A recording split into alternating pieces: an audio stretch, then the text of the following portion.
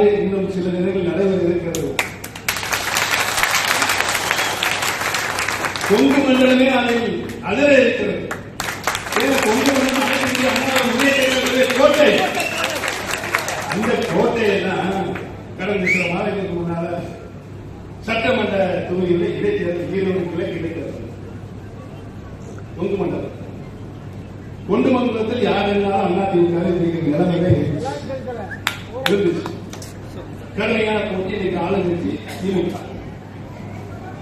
திமுக இருக்கும்போது அதிமுகவில் இந்த ஓட்டுக்கள் எல்லாம் தெரிஞ்சா திமுகவுக்கு சாதகமாயிருக்கு என்று சொல்லி நாங்கள் எல்லாம் சிந்தித்தோம். சிந்திக்கின்ற அந்த வகையில பாரதிய ஜனதா கட்சியுடைய தமிழ்மன்ற திரு அண்ணாமலை அண்ணன் அவர்கள் வந்து என்னிடம் தொடர்பு கொண்டு பேசினார். நம்மளுடைய பொது எதிரி திமுக. அந்த திமுகவை எதிர்க்க வேண்டும் என்றால் அதனுடைய எதிர்ப்பு சக்தி தான் ஒருங்கிணைக்க வேண்டும். ஒன்றிணைந்தால் தான் அவர்களை வெற்றி கொள்ள வேண்டும் என்று எங்களிடம் சொன்னார். நாங்களும் ஒத்துக்கொண்டோம். இரட்டை இலட்சத்திலும் அவர்களுக்கு வாங்கி கொடுத்தார் எடப்பாடி. நான் வந்து வேட்பாளர் போட்டேன், டிடிவி வேட்பாளர் போட்டிருந்தாரு. 2 பேரும் என்னிடம் தொடர்பு கொண்டு அதை வாபஸ் வாங்க சொன்னா நானும் வாபஸ் வாங்கினேன். டிடிவி தொடர்பு வாபஸ் வாங்க அவரும் வாபஸ் வாங்கினாரு. ஆக வாபஸும் வாங்கிவிட்டோம். அதிமுக மட்டும் ஒன்று சேர்க்கப்பட்டது. இரட்டை இலக்கியம் தீர்ப்பின் மூலமாக தற்காலிகமாக வழங்கப்பட்டது.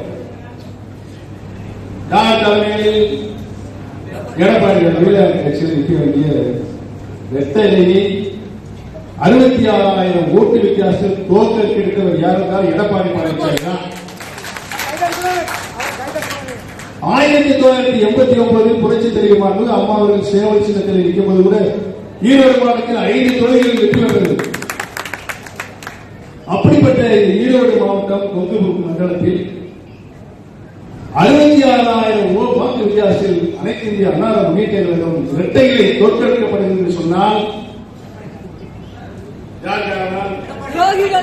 சத்தமோடு சொல்லுங்க. காதுக்கு கேட்கட்டும்.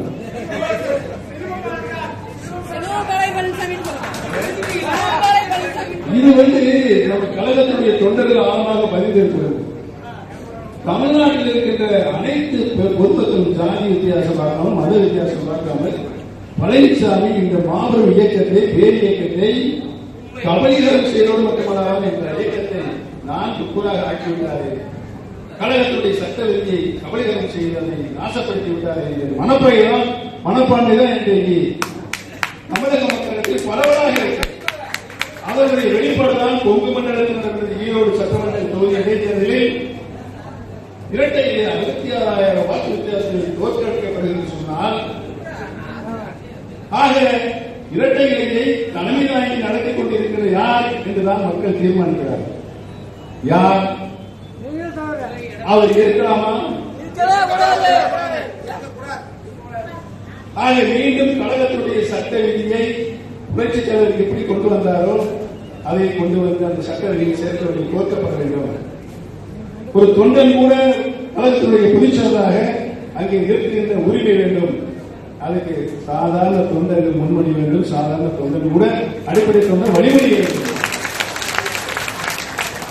மாவட்ட செயலாளர் எப்படி ஒரு 50 லட்சம் 60 லட்சம் கேட்பாரு கொடுத்து வழிகளை வாங்கிட்டு முன்மொழிதான் அறிவுடன் அப்படிதான் கொடுத்து வச்சிருக்காங்க.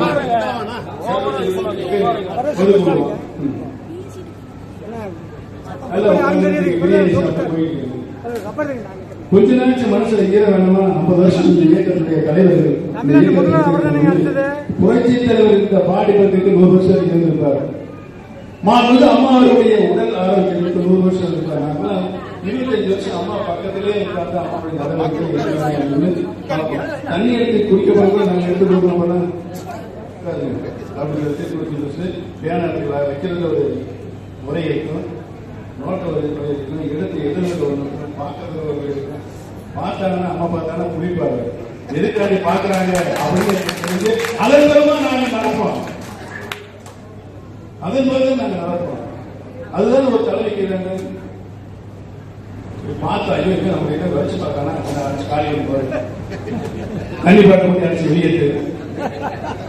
இதுதான் உங்களுடைய பாலிசார வழியாக இருக்கிறது. எப்படிப்பட்ட கட்சி, எப்படிப்பட்ட இயக்கம், எத்தனை உயிர் பயிர்களை தியாகம் செய்த கட்சி வளர்ந்து தெரியுமா?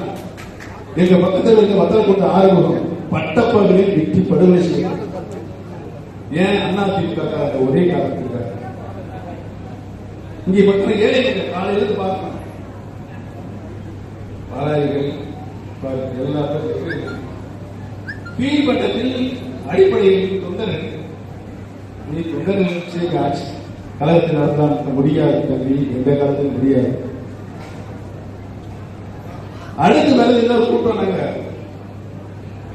கொங்கு பெற்றோர் பெரிய மாநாடு நடத்துவதற்கு போய் பார்த்தோம்.